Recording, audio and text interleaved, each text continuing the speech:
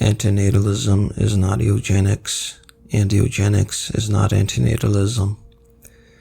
Antinatalism is a specific term that emerged at a specific time and has a specific history. A history that has absolutely nothing to do with eugenics. Eugenics is also a term with a very specific history and usage.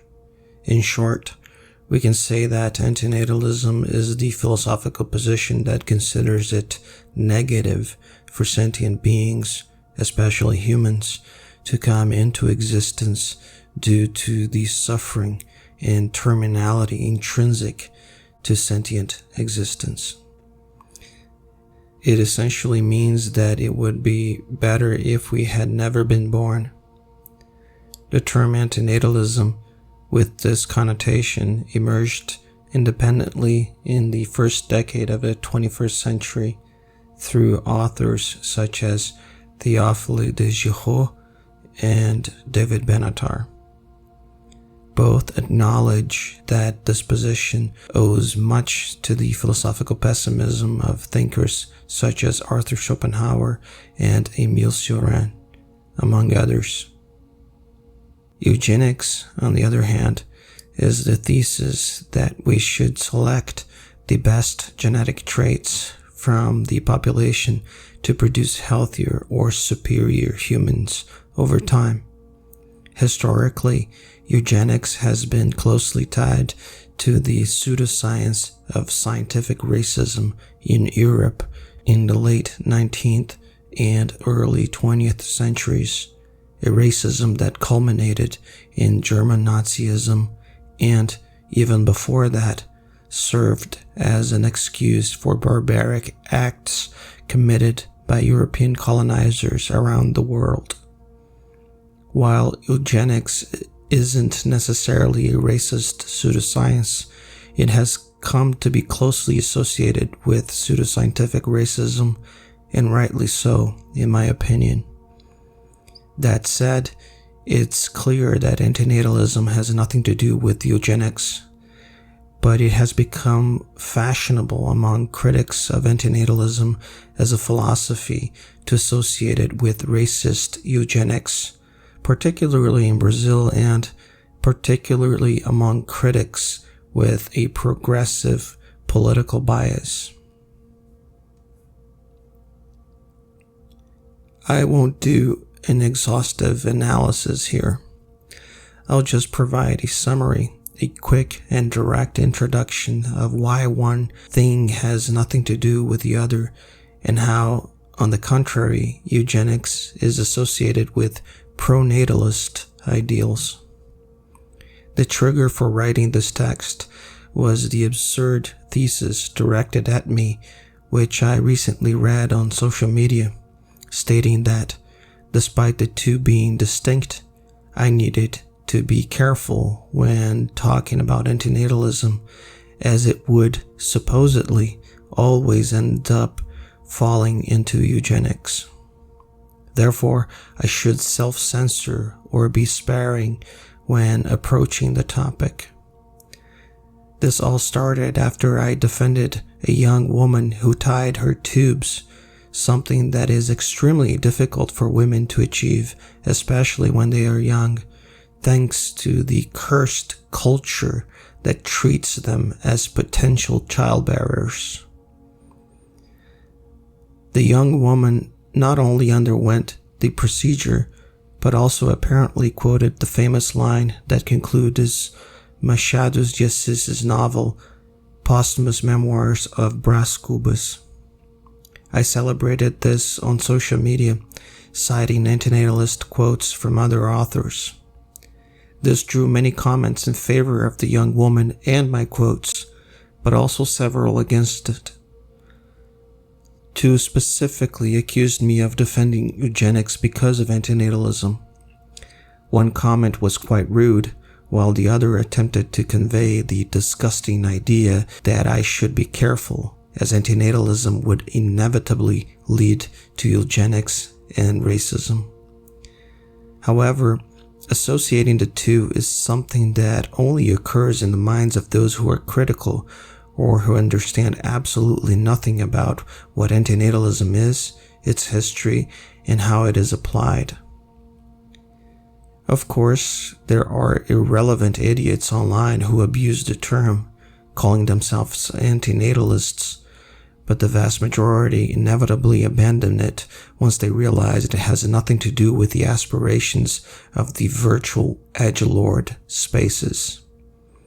Incels who use the term tend to show a complete lack of knowledge of the writings of David Benatar, Júlio Cabrera, Emil Cioran, Peter Wessel-Zapfe, Philip Mainlander, Arthur Schopenhauer, Abu al-Ala al-Ma'ahi, among many other thinkers and precursors of antinatalism.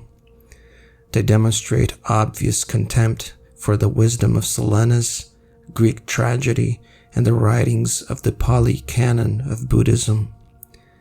And thanks to the complete lack of interest of antinatalism's critics, coupled with the fact that these critics are constantly online, their impression of the philosophy ultimately comes from these incels who inhabit the worst corners of social media. The term antinatalism first appears generically in the book The Struggle for Population, published by British sociologist David Victor Glass in 1936. In the work, the term appears twice in connection with the then declining birth rate in some European countries, a trend that was countered by policies aimed at increasing birth rates. At no point is the term antinatalism associated with eugenics in this work. Regarding eugenics, Glass briefly mentions Nazi Germany, which discouraged abortion except in cases of fetal malformation. In other words, it has nothing to do with antinatalism. On the contrary, it was a blatantly pronatalist policy. The fact that the Nazis encouraged the abortion of malformed fetuses while rewarding mothers who gave birth to dozens of children did not make them antinatalists, but pronatalists. It was selective pronatalism, yes, but it was pronatalism. At this point, someone might ask something like, but what about the Jews, Gypsies, Slavs, and other ethnic groups the Nazis considered undesirable? Weren't the Nazis antinatalist against these ethnic groups? The answer is no. The Nazis were genocidal against these ethnic groups. Forcibly killing and sterilizing others is called genocide. Genocide is also a well-defined term with a well-defined history, just as eugenics and antinatalism have well-defined definitions. And I'm speaking here only in the generic sense of the term antinatalism, which is recent and popularized the term. The distance is even greater from any idea of eugenics or genocide. When we use the term antinatalism in a generic, non-philosophical sense, the closest thing we have to it is not eugenics or racism, but population control that occurred and continues to occur in China. For 3 decades, the Chinese government implemented, in my view correctly, a one-child policy which was more recently relaxed to 2 children. The irony is that the vast majority of online critics who accuse the antinatalist philosophy of being eugenicist seem to pretend to be unaware that the most successful population control policy in history was implemented by a socialist state with an avowed Marxist constitution. However, since critics of the antinatalist position seem to confuse population control and eugenics, it is difficult for them to admit that China, which many of them see as a bastion of human progress, is the most successful example of population control. Having covered all this, I return to what I discussed at the beginning about the emergence of the term antinatalism in the contemporary sense. It appears in the writings of the French thinker Théophile de Giraud and in the writings of the South African philosopher David Benatar. As I have written, Giraud credits several pessimistic philosophers, including Cioran and Schopenhauer, as well as writers like Giacomo Leopardi, as precursors of this type of thinking. In some interviews, Benatar also gives due credit to Schopenhauer. Both mention that the sentiment also existed in ancient philosophies and religions, such as Buddhism. In the current non-generic sense, through which the term antinatalism became popular, it is tied to a tradition of thought that considers coming into existence as a negative event when one is a sentient being, that is, a being capable of feeling pain and suffering. It is a matter of moral philosophy, an ethical stance. It has nothing to do with ethnicity, race, or social class.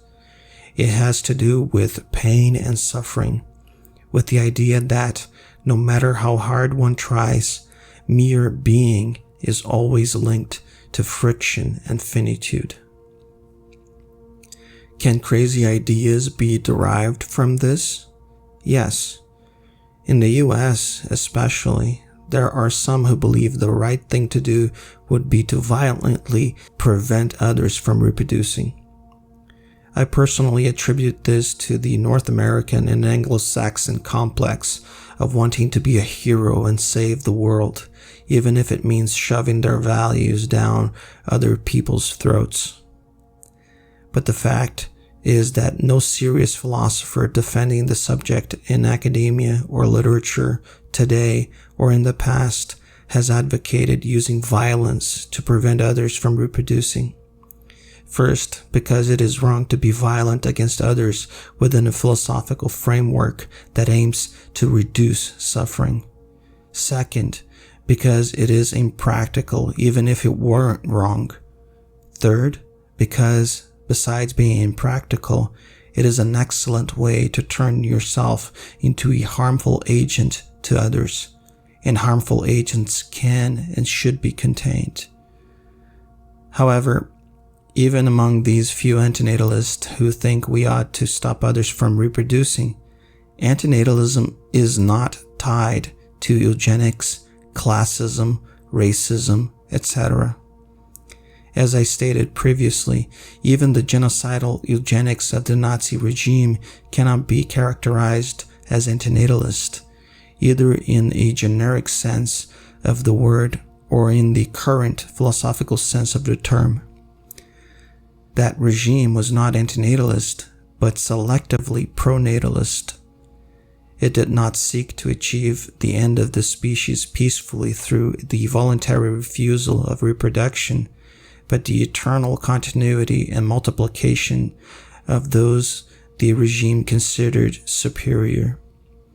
Even among the most vocal antinatalists, those who believe we should force others not to reproduce, the idea is that everyone should not reproduce, without exception. And these are an irrelevant minority within the academic and literary debate. Accusing the philosophical stance of people like Benatar, Cabrera, Cioran, Zapf, Mailander, Schopenhauer, etc. of eugenics is ignorant at best and mischievous at worst. On a slightly more personal note, I believe that certain people see philosophical pessimism and antinatalism as something repulsive, something inherently bad, something evil. They can't admit that such a philosophy could arise from a good place, from extreme compassion for sentient beings. In their minds, proponents of this type of philosophy can only be ignorant or evil. That is why it is so easy for them to associate antinatalism with eugenics, classism, racism, and Nazism. But from the pessimistic and antinatalist perspective, all ideals that affirm existence are committed to the established order. It doesn't really matter whether people follow good or bad ideals. We pessimists at least make this distinction between the affirmers, something that the affirmers often don't do with us. If you want to see, by the way, who are the great examples of openly racist eugenicists today, all of them, without exception, are radically pronatalists. There are people like Elon Musk and the hipster couple Simone and Malcolm Collins. I'll end here. There's nothing more to add.